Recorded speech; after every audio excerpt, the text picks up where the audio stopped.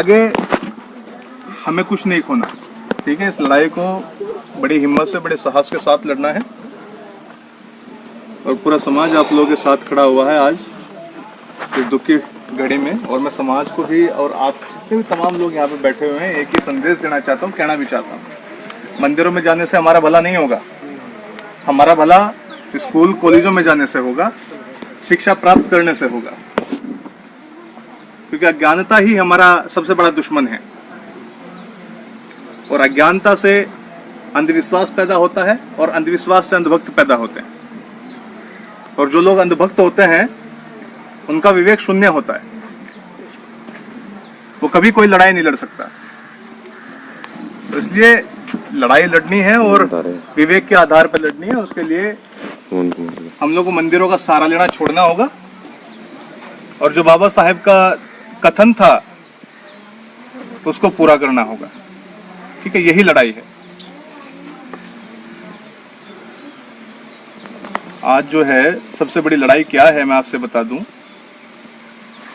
ये लोग हम लोगों को प्रेशराइज करके फिर से उसी स्थिति में लेके जाना चाहते हैं जहां से हम कभी उठ के आए थे।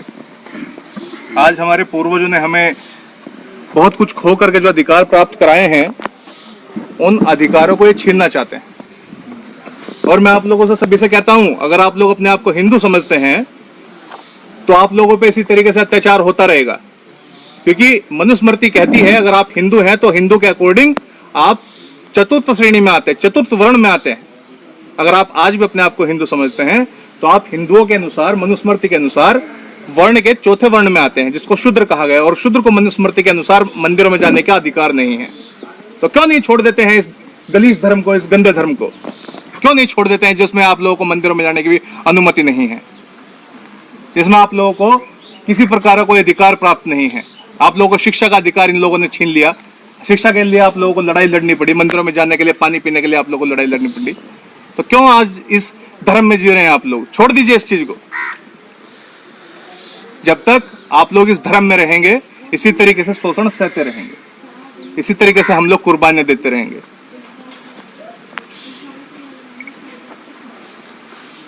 और पूरा समाज आज आप लोगों के साथ खड़ा हुआ है, आप लोगों की ओर देख रहा है।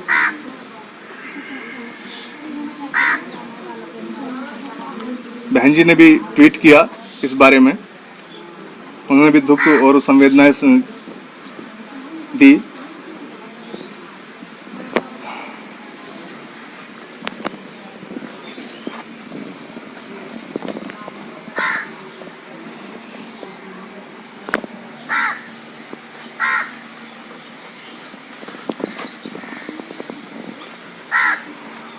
तो अभी गिरफ्तारी की मांग हो रही है उनकी?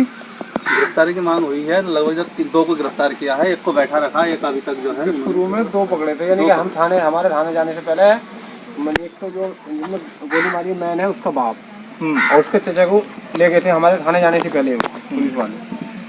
तो कल जो मैन को पकड़ लिया, मैन वाले को, और उसके जो है बाप को, दोनों का कल चालान करा।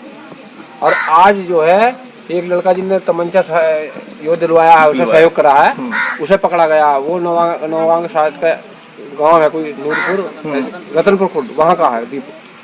तो आज उसका चालान कर रहे हैं। लेकिन उसके साथ जो पकड़ा गया है उसका चचा रोशन, वो शुरू से बैठा, वो जब से बैठा रखा। और जो एक दूसरा चचा है उसे गिरफ्तार नहीं करा गया। तो ये जो है बहुत दुख का विषय है कि दूसरे को गिरफ्तार नहीं कर रहे हैं अभी पुलिस वाले, और जो है जो बैठा रखा उसका चालान नहीं कर रहे। इस शासन में प्रशासन को आंधी छूट मिली हुई है और ये जंगल राज यहाँ स्थापित हो रखा है। दलितों के, मुस्लिमों के, अल्पसंख्यकों के प्रति जो सरकार है बिल्कुल जल्लाद बन के आई हुई है।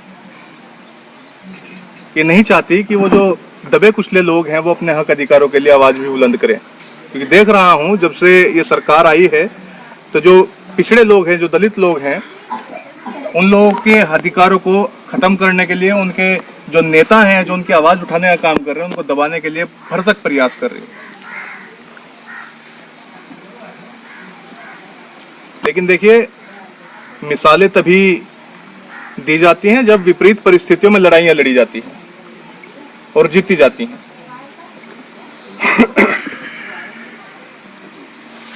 हिम्मत रखनी है और हिम्मत के साथ लड़ाई लड़नी है।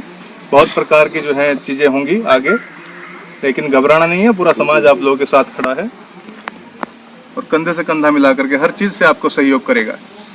लेकिन लड़ाई को झुकने नहीं देना, ये मिसाल कायम करनी है आप लोगों को। ठीक है? उत्तर प्रदेश में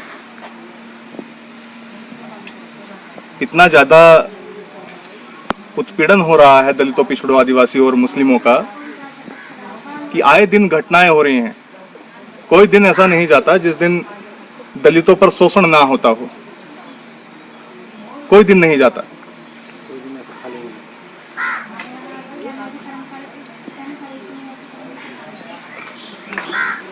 बहुत बुरा जो शासन है वो चल रहा है।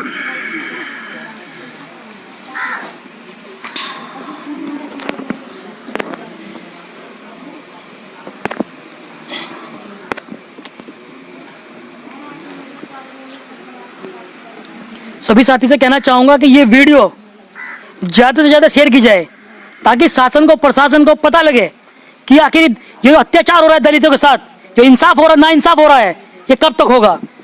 और वो हमारे योगी जी जो कहते थे राम राज्य लाएंगे, क्या यही राम राज्य है? क्या यही राम राज्य है क्या कि जब एक दलित मंदिर चला जाता है तो उसको गोली मार देगा? आखिर कब तक?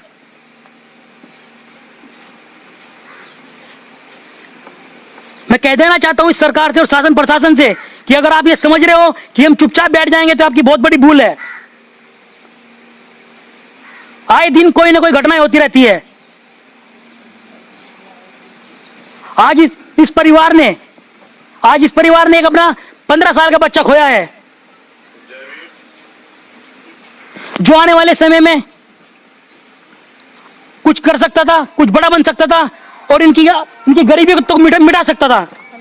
लेकिन इन लोगों ने, इन मनवादियों लोगों ने उस 15 साल के बालक पर भी रहम नहीं किया, उसको गोली से मार दिया साथियों। और जहां तक भी मेरी ये वीडियो पहुंच रही है, इसको ज्यादा से ज्यादा आप लोग शेयर कीजिए। ये रुकनी नहीं चाहिए बिल्कुल भी, ताकि ये शासन प्रशासन इसके कान खुल जाए। और एक बात मैं आपको और बता दूं, अगर ऐसे अत्याचार होता रहा तो इस लॉकडाउन के खुलने के बाद ही पूरा बहुजन समाज संपूर्ण भारत से सड़कों पर होगा और जो हाल होगा उसकी जिम्मेदार फिर ये सरकार होगी। अरे अभी हाल ही में एक घटना हुई थी, जो एक हथनी थी, जो गर्भवती हथनी थी, पूरा भारत, पूरी दुनिया उसको लेकर के जो है मातम मना रही थी। दुख है इस बात का, हमें भी दुख है कि नहीं होना चाहिए था ऐसा। जानवरों के लिए इतना प्रेम है आपके अंदर, लेकिन एक इंसान को मार दिया जाता है, खुलेआम गोली मार दी जाती है उसको, आपको कोई फर्क नहीं पड़ने वाला।